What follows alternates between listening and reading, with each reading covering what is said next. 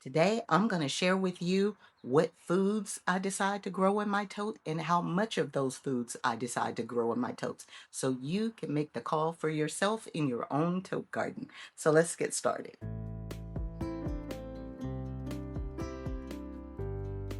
What foods you can grow in your garden?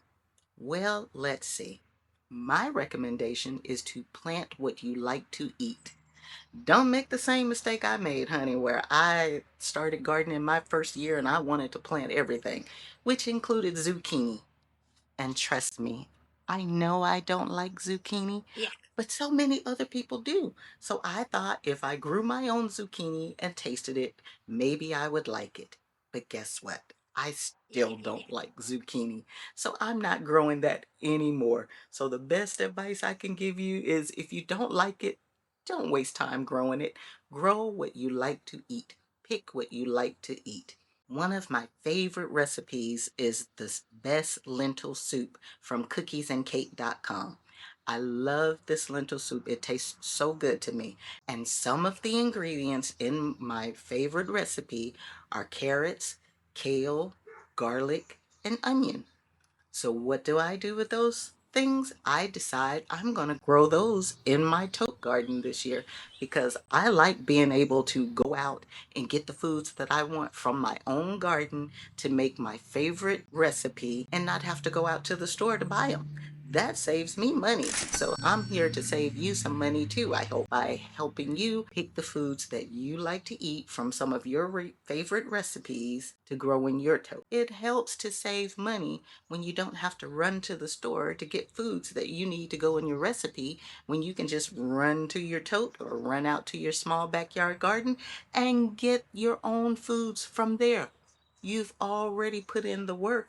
That's the sweat equity. And I guarantee you, with all that sweat equity, it still won't add up to as much as that food probably costs in the store. So grow what you like to eat. Now the question becomes, well, how much of those foods can I get in my tote? For me, is by doing square foot gardening. What is square foot gardening? Square foot gardening is planting your seeds or your plants, your transplants in your tote or in your garden by the square foot. 1 square foot is 12 inches by 12 inches. I kind of cheat a little bit. I use this tile. These are peel and stick tiles that I got from Home Depot for another project a while ago. And it's exactly 12 inches by 12 inches.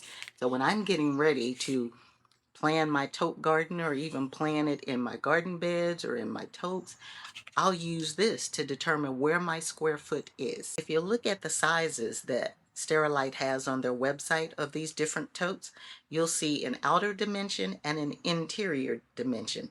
The interior dimension gives you the best guess of space that you'll have to grow your garden in.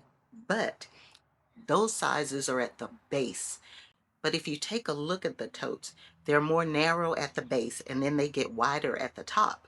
So for me, in measuring out my square foot, rather than measuring my square foot at the base, I like to measure my square foot at the top where I predict my soil level will be. So I'll get something and put down in the bottom of the tote to raise it up so that I could put it where I think my soil level will be. And then I use a Sharpie pen and I mark that off. And I know that's where my soil level will be. That's where my square footage is. And then I'll know when I get ready to plant my plants or either plant my seeds that that's the square foot space that I'm dealing with. And if you look at this tote that I have right now, it's an 18-gallon tote. And when I use my little square tiles to figure out how many square feet I have in the top level of my tote where my soil level will be, I've got approximately 1.5 square feet of space. So when I get ready to plant, I know that I have 1.5 square feet available to me in this 18-gallon tote. Now the next question is, how many of these plants that I want to grow can I get in this 1.5 square foot of growing space? It's so important to figure that out before you start just planting things in the tote, because guess what? Some plants don't like other plants. They don't get along. They practically fight each other and hinder the growth. So you need to find that out. Figure out what plants grow best with each other so that you'll have a harmonious tote garden to get your best harvest. It's so important that you put the right number of plants in each square feet and not overcrowd it, because overcrowding your containers or your totes or whatever your medium is, then that doesn't give the roots room to grow and spread and breathe, get oxygen and get nutrients. Overcrowding them might stunt the growth of your plant, which in turn could stunt the fruits that you'll get out of the plant. So make sure you don't overcrowd it. Here's some information to help you get started on your tote garden. I purchased this 18-gallon tote from Walmart for $6.98 in the month of March 2026, so that you'll have an idea.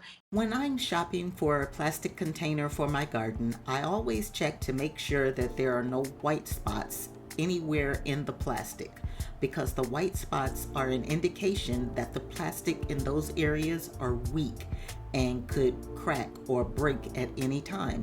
Just like this one, it has this huge white spot in the bottom, and if you flip it over, you see it's cracked right where that weak white spot is, so I stay away from those.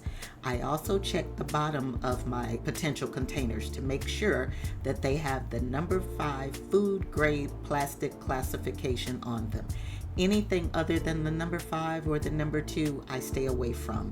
And I also check my lids to make sure they don't have any white spots, and also to make sure that they have the number 5 or number 2 food grade classification as well. Now, when it comes to carrots, because they're a root vegetable, you can't plant the plants in your tote. You'll have to put seeds in.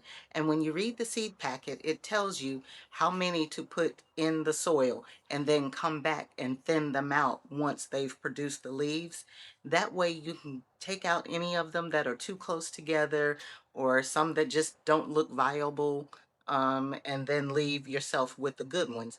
And here's an example of the carrots that I grew in my tote after I went in and kind of thinned them out and tried to keep them as much as possible to the 16 per square foot. But they got rained on and the seeds kind of shifted, but that's all that was in the tote was carrots. So it turned out okay. Now, if I had 16 carrots on one side and the 4 onions on the other side, that may have gotten mixed up a little bit.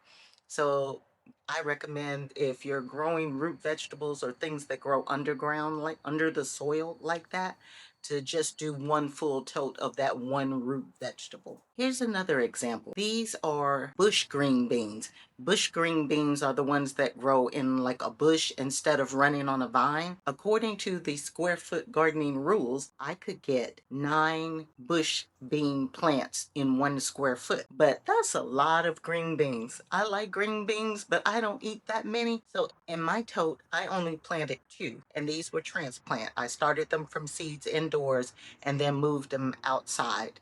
And I only put in 2 because the bush beans produce a lot of green beans, and I definitely did not want 9 bushes of green beans constantly growing. So I only planted 2. And as you can see, over time, I watered them well and took care of them well. And over time, they got really, really big and produced a huge number of green beans. Now, can you imagine how many green beans I would have had if I had put all 9 plants in that 1 square foot? Or in my tote, let's see, it would have been more than 9, probably would have been 13 plants, 13 to 14 plants in the tote. That would have been way too many green beans for me. So not only think about what you're growing in the tote, but how much you think you might need of that food. If you don't need a whole lot, then you don't have to plant the whole tote. You can swap it up with any of the foods on the list. To help you even more, here's a list of basic plants that you can grow in your tote that are listed by the square foot, so that you know that each 18-gallon tote has 1.5 square feet in it. You can plan out some of these foods, if you see anything in there you like, to go in your tote. And number 1, you know they'll grow well together. Number 2, you know you won't crowd your tote. And number 3, you'll be happy when you get ready to harvest your food. And that's it, my friends. You're ready to get started with your 18-gallon tote garden. Happy gardening!